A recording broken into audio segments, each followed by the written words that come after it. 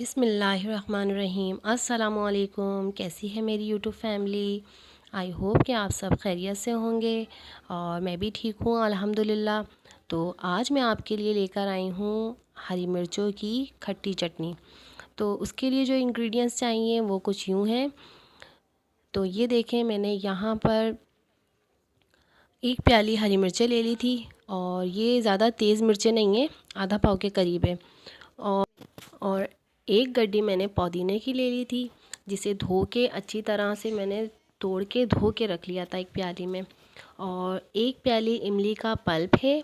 और यहाँ पर मैंने 10 से 12 अदद लहसुन के जवे ले लिए थे। 1 टेबलस्पून नमक है और 1 टेबलस्पून ही ज़ीरा है। तो यहाँ पर मैंने जग के अंदर सारे इंग्रेडिएंट्स डाल दिए, यानी कि मिर्चें हैं, पुदीना है, लहसुन के जवे हैं। और अब यहाँ जाएगा ज़ीरा।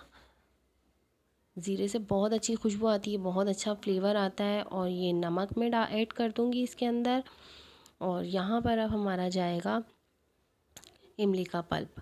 तो इसको मैंने ना अच्छी तरह से हल्का सा नीम गर्म पानी में मैंने इसको इमली को भिगो के रखा था और 10 मिनट में ही मेरी इमली भीग गई थी। तो उसका मैंने पल्प निकाल के इसमें डाल दिया। अब हम इसको ब्लेंड करेंगे।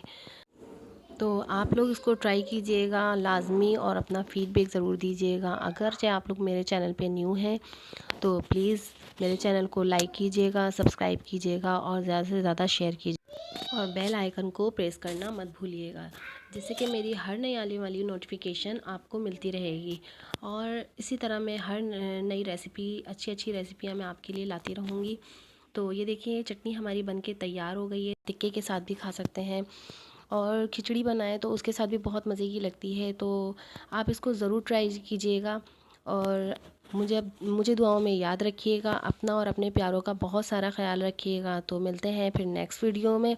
तो तब तक के लिए इजाज़त दीजिए। अल्लाह हाफिज़।